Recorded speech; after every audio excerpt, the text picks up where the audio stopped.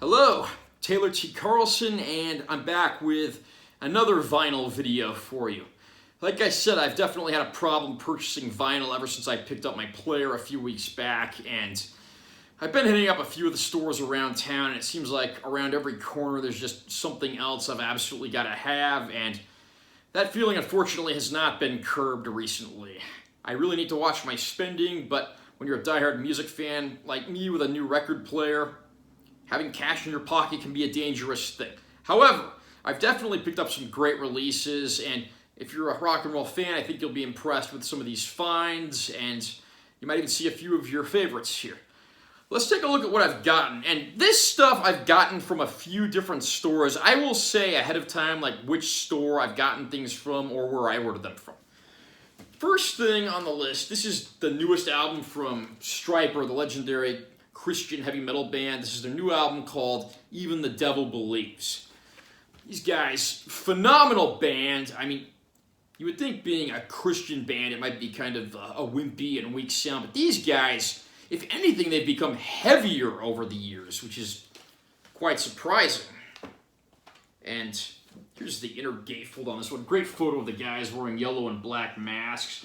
Guitarist Oz Fox actually lives out here in Las Vegas. I've met him many times over the years. Very nice guy and one hell of a guitar player. He's been dealing with some brain issues lately, and I really wish the guy nothing but the best. Vocalist Michael Sweet actually went out on tour with Boston for a while after their vocalist Brad Delp passed away, and still has one of the best voices in the business, and that's a great band worth checking out. Even if you're not like a Christian, the hard rock sounds there worth the price of admission alone. This I just ordered off Amazon.com, or it was either Amazon.com or BestBuy.com, but this is Kiss, Lick It Up. First album Kiss ever put out on which they did not wear their trademark makeup. Of course, you got Gene Simmons and Paul Stanley, the two guys that are on every record and who started the band.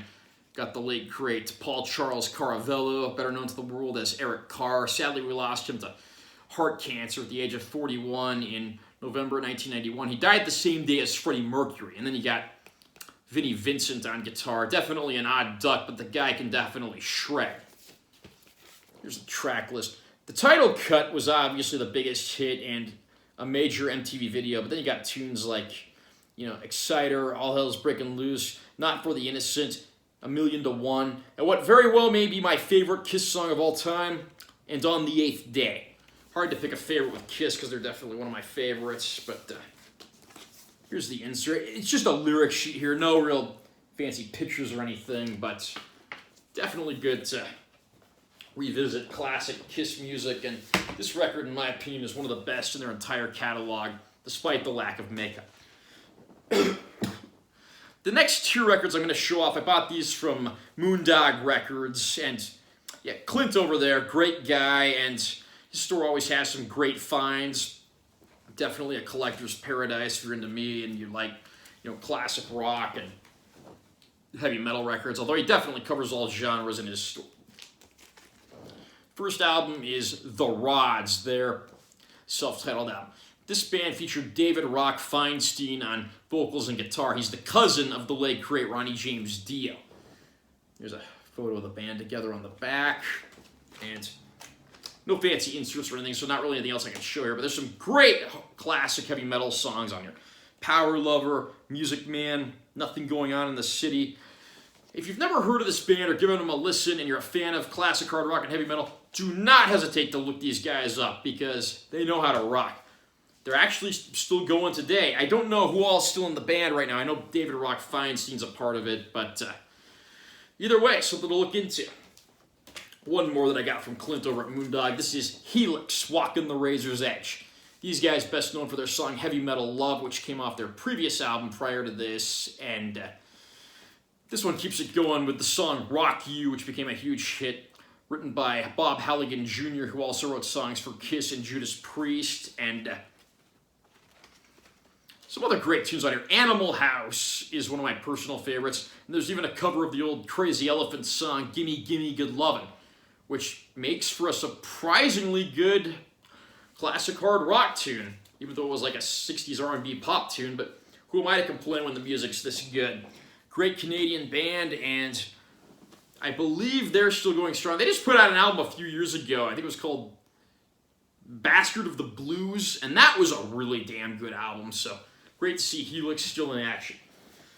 The last 4 records I'm going to show off on this video came from another store here in Vegas called Cash for Chaos, and this store is located over at Flamingo in Maryland. It's in the same shopping center as Alternate Reality Comics and the Dive Bar, and it's almost kind of like a standalone Hot Topic type store, but it's much larger, and they have way more products. Got a lot of, like, you know, indie and punk records and stuff like that. And they've got a used record bin where they got a lot of other classics as well.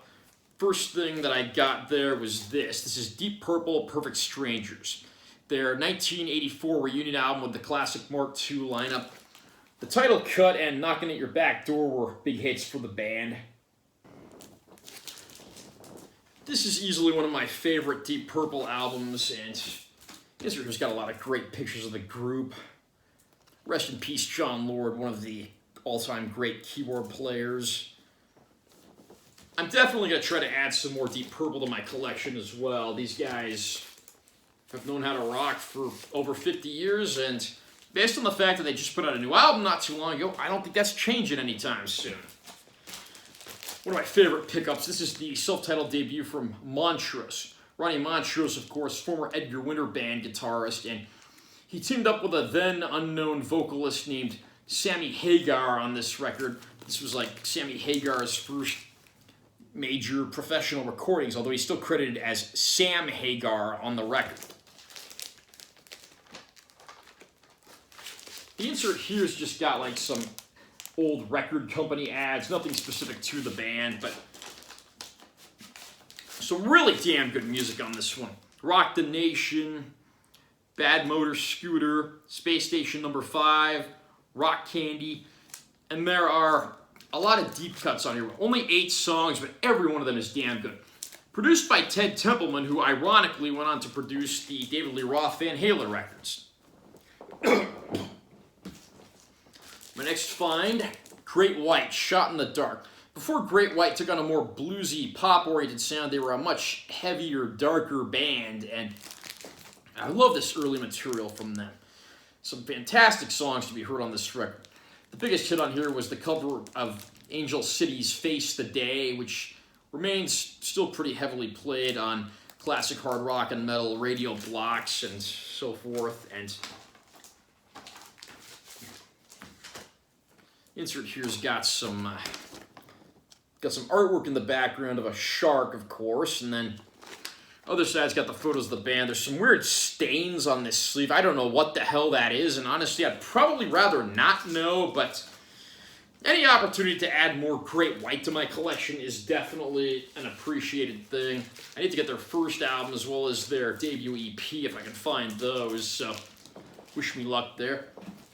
And the last of the 4 records that I got from Cash for Chaos, and the last one I'll show up in this video, Y&T, Open Fire. Dave Meniketti, one of the all-time underrated hard rock, heavy metal vocalist, guitarist combos, and sadly, he's the only one from their classic lineup who's still alive now. He's still out there rocking and going strong, and I was really glad to find this live record here because it's got some great tunes. It has the studio version of Summertime Girls as a bonus, which went on to be their biggest hit, both a blessing and a curse, but again, more Y&T is always a good thing, and may the rest of these guys rest in peace because they recorded some damn good rock and roll over the years, and one of those bands, again, I'm glad to add anything I can from their catalog to my collection. Have you hit up any of these stores in Vegas? Have you gone to your local vinyl shop regardless of where you live? Comment down below and let me know what you think or have to say. Also remember to subscribe to my channel for more content and like this video if you found it helpful or interesting. I'm Taylor T. Carlson, and I will see you in my next vinyl haul video.